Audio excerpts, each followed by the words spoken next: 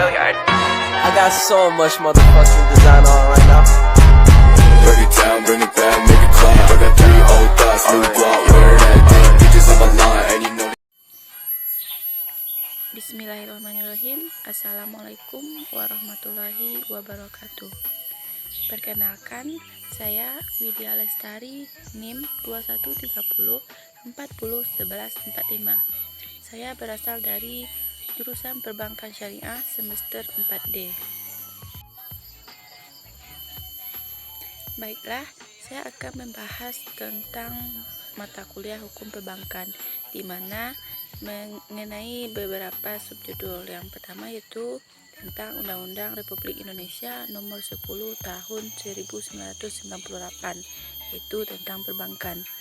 Pada pasal 1 ayat 1 disebutkan yaitu tentang pengertian perbankan. Perbankan merupakan segala sesuatu yang menyangkut dengan bank, menyangkut dengan kelembagaan bank, maupun menyangkut terkait yaitu tentang kegiatan usaha serta cara dan proses dalam melaksanakan kegiatan usahanya. Di sini perbankan merupakan suatu lembaga yang berinteraksi dengan nasabah yang melakukan proses transaksi seperti peminjaman, penyimpanan maupun hal-hal yang berkaitan dengan keuangan lainnya. Baiklah, untuk materi selanjutnya yaitu tentang Undang-Undang Republik Indonesia Nomor 21 Tahun 2008 tentang Perbankan Syariah, di mana pada pasal 1 ayat 1 dijelaskan tentang pengertian perbankan syariah. Perbankan syariah adalah segala sesuatu yang menyangkut tentang bank syariah dan unit usaha syariah, mencakup kelembagaan serta mencakup kegiatan usaha, beserta mencakup tentang proses dan cara dalam pelaksanaan kegiatannya, di mana terdapat contoh bank syariah yaitu Bank Syariah Indonesia, Bank Muamalat, Bank Syariah Biko Point, serta BCA Syariah. Selanjutnya materi tentang rahasia bank. Pada pasal 1 angka 14 dijelaskan tentang pengertian rahasia bank. Rahasia bank merupakan keterangan mengenai penyimpan dengan simpanan, investor dengan investasinya. Selanjutnya, pada Undang-Undang Republik Indonesia Nomor 21 Tahun 2008 tentang Perbankan Syariah, pada pasal 60 tentang rahasia bank yang mencakup tentang setiap orang dengan sengaja tanpa membawa perintah tertulis atau surat tertulis atau izin dari Bank Indonesia sebagaimana dimaksud dalam pasal 42 dan pasal 43, memaksa bank syariah, unit usaha syariah atau pihak terafiliasi untuk memberikan keterangan terkait nasabah. Hal ini bisa dipidana dengan pidana penjara paling singkat 2 tahun dan paling lama 4 tahun, dan pidana denda paling sedikit sekitar 10 miliar dan paling banyak 200 miliar. Yang selanjutnya, adapun pada pasal 61, anggota Dewan Komisaris, direksi atau pegawai bank syariah atau bank umum konvensional yang memiliki unit usaha syariah yang dengan sengaja tidak memberikan keterangan yang wajib dipenuhi sebagaimana yang telah dimaksud dalam pasal 44, pasal 47 dan pasal 48 dipidana dengan pidana penjara paling singkat 2 tahun dan paling lama sekitar 7 tahun, dan juga mendapatkan pidana denda paling sedikit sebesar 40 miliar dan paling banyak sebesar 15 miliar. Adapun pihak yang berhak membuka rahasia bank, yang pertama yaitu rahasia bank untuk kepentingan penyelesaian piutang bank. Yang kedua yaitu ada izin dari Bank Indonesia.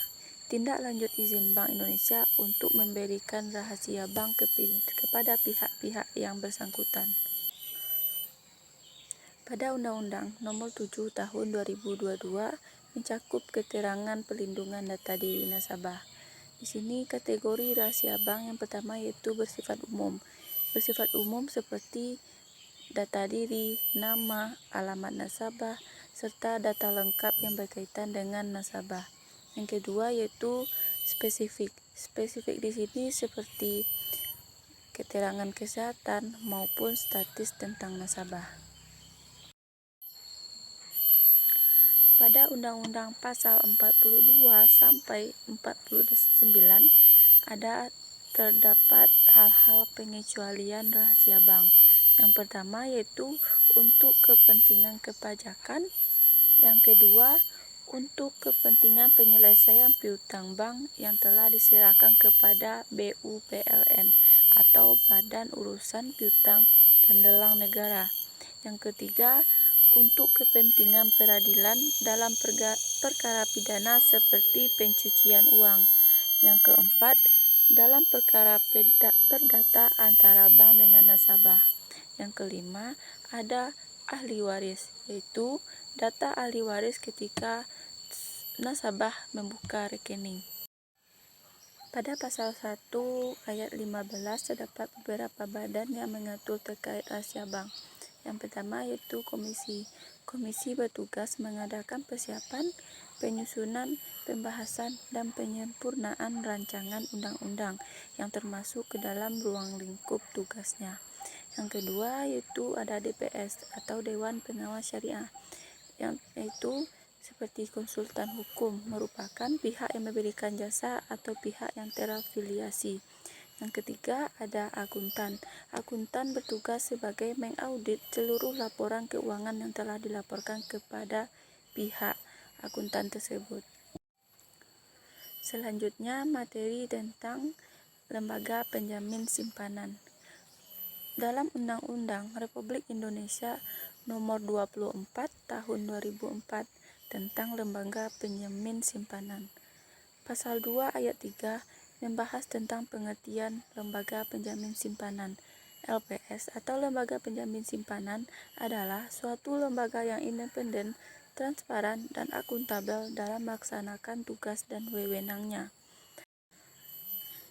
Dalam Undang-Undang Nomor 7 Tahun 1992 itu terdapat pengertian tentang lembaga penjamin simpanan. LPS atau lembaga penjamin simpanan adalah suatu badan hukum yang menyelenggarakan kegiatan penjaminannya atas simpanan nasabah melalui skim asuransi maupun dana penyangga.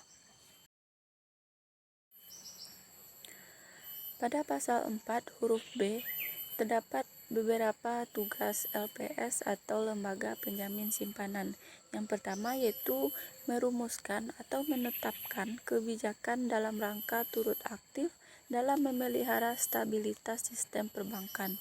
Yang kedua, merumuskan dan menetapkan serta melaksanakan kebijakan dalam penyelesaian bank gagal atau disebut sebagai bank resolution yang tidak berdampak sistematik. Yang selanjutnya ada tugas dari LPS yaitu melaksanakan penanganan bank gagal yang berdampak sistemik. Pada pasal 6 terdapat beberapa wewenang LPS. Yang pertama, menetapkan dan memungut premi penjaminan. Yang kedua, menetapkan dan memungut kontribusi pada saat bank pertama kali menjadi peserta. Yang ketiga, melakukan pengelolaan kekayaan dan kewajiban LPS.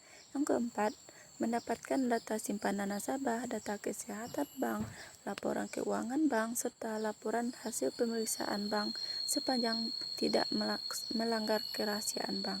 Yang kelima, melakukan rekonsiliasi, verifikasi, atau konfirmasi atas data sebagaimana dimaksud pada huruf D.